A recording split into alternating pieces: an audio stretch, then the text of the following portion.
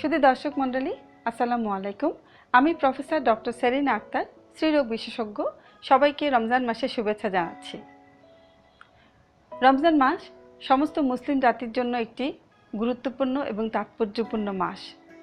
এই মাসে গর্ভবতী মায়েরাও রোজা রাখার জন্য আগ্রহী থাকেন। একটি সমীক্ষায় দেখা গেছে যে পৃথিবীর 4 ভাগের 3 ভাগ মুসলমান গর্ভবতী মায়েরাই এই রমজান মাসে রোজা রেখে থাকেন।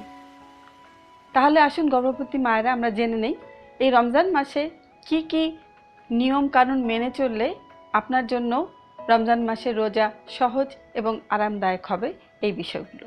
গর্ভবতী মায়েরা আপনারা রমজান মাসে রোজা রাখার আগে অবশ্যই একজন বিশেষজ্ঞ ডাক্তার মানে স্ত্রীরোগ বিশেষজ্ঞর কাছে নিজের স্বাস্থ্য পরীক্ষা করিয়ে নিন এবং স্বাস্থ্য পরীক্ষা করানোর পরে নিশ্চিত হন যে এই রমজান মাসে রোজা রাখলে আপনার এবং আপনার অনাগত বাচ্চার স্বাস্থ্যের কোনোই হানি হবে না। আপনার গর্ভের কোনো জটিলতা আছে কিনা, যেমন আপনার ডায়াবেটিস, উচ্চ রক্তচাপ, রক্তশূন্যতা, প্রস্রাবের ইনফেকশন ইত্যাদি মেডিকেল কোনো সমস্যা আছে কিনা এগুলো অবশ্যই দেখে নিন।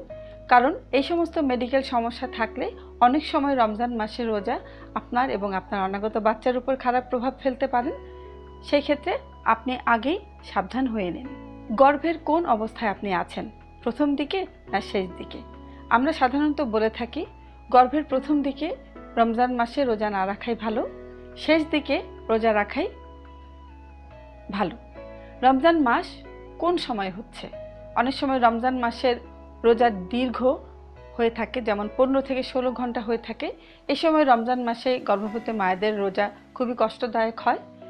যদি রোজাটা শীতের দিনে হয় এবং দিনের যে দীর্ঘ সেটি যদি ছোট হয় তাহলেই রোজাটা আপনার জন্য আরামদায়ক এবং আপনার বাচ্চার জন্য ভালো হতে পারে।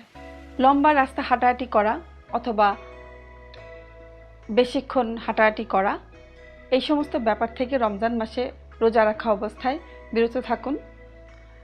রমজান মাসের পরে যেহেতু আসছে ঈদ, সেক্ষেত্রে শপিং একটা বড় ব্যাপার। অনেক সময় রমজান মাসে মায়েরা রোজা রেখে শপিংয়ে বের হয়ে যান।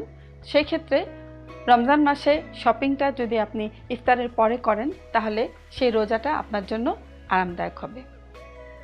সবসময় ঠান্ডা জায়গায় থাকার চেষ্টা করুন। গরম আবহাওয়া অনেক সময় পানি শূন্যতা সৃষ্টি করে এবং তার ফলে রমজান মাসে রোজা রাখতে কষ্ট হয় এবং অনেক সময় সেটা বাচ্চার ওপর বিরূপ প্রভাব ফেলে। যে সমস্ত মায়েরা বাসায় থাকেন তাদের অবশ্যই কিছু কাজকর্ম থাকে। রমজান মাসে প্রথমে আপনি ঠিক করে নিন আপনার সারাদিনে কি কাজ আছে, সেই কাজগুলা গুছিয়ে করার চেষ্টা করুন, অথবা পরিবারের যে আরও সদস্যরা আছে তাদের সাথে আপনার কাজগুলা ভাগাভাগি করে নিন। তাহলে দেখবেন যে আপনি সারাদিনের কাজ শেষ করেও পর্যাপ্ত পরিমাণ বিশ্রাম নেওয়ার সময় পাচ্ছেন এবং সেক্ষেত্রে আপনার রমজান মাসের রোজাটা আরামদায়ক হবে এবং কম কষ্ট হবে। রমজান মাসের সেহরি এবং ইফতার একটি অনেক বড় ব্যাপার। সেহরি এবং ইফতারে খাবার নির্বাচনে সাবধানী হন। অতিরিক্ত তেল, চর্বি, মশলাযুক্ত খাবার পরিহার করুন। চা কফি থেকে বিরত থাকুন, কারণ চা কফি এক ধরনের ডায়ুরেটিক্স হিসাবে কাজ করে এবং এই চা কফি শরীর থেকে প্রয়োজনের বেশি পানি বের করে দেয়, যার ফলে পানি শূন্যতা হয় এবং এই পানি শূন্যতা গর্ভবতী মায়ের জন্য এবং তার অনাগত বাচ্চার জন্য ক্ষতিকর। সেই জন্য এই সমস্ত পানীয় পরিহার করাই সবচেয়ে ভালো। যেমন আমরা একজন গর্ভবতী মাকে বলে থাকি আপনি প্রতিদিন রাতে কমের পক্ষে 8 ঘন্টা ঘুমান এবং দিনে 2 ঘন্টা শুয়ে বিশ্রাম নেন। তাহলে এই যে আপনার বিশ্রামের সময়টা সেটা আপনি সুন্দরভাবে ঠিক করে নিতে পারবেন। যারা কর্মক্ষেত্রে আছেন অথবা বাড়িতে আছেন, যেখানেই থাকেন না কেন, অনেক সময় চারদিকে অনেক ধরনের ঘটনা ঘটে থাকে। সেই ঘটনাতে আপনার যে প্রতিক্রিয়া সেটি কম দেখান, শান্ত থাকার চেষ্টা করুন, কোনো কিছু নিয়ে উত্তেজিত হবেন না, সব কিছুকে সহজভাবে মেনে নিন। তাহলেই দেখবেন যে রমজান মাসের রোজা আপনার জন্য অনেক আরামদায়ক হয়েছে। 5 ওয়াক্ত নামাজ পড়ুন। আমার এই কথাগুলো যদি আপনি মেনে চলেন, অর্থাৎ গর্ভবতী মায়েরা মেনে চলেন, তাহলে দেখবেন যে রমজান মাসের এই সিয়াম পালন আপনার জন্য অনেক সহজ হয়েছে এবং আরামদায়ক হয়েছে এবং আপনার অনাগত বাচ্চার উপর স্বাস্থ্যের কোনো হানি অথবা অন্য কোনো কারণ হচ্ছে না। রমজান মাসে সবাই সুস্থ থাকুন। এই রমজানে আল্লাহ তাআলা আমাদের সমস্ত সিয়াম পালন করার তৌফিক দান করুন।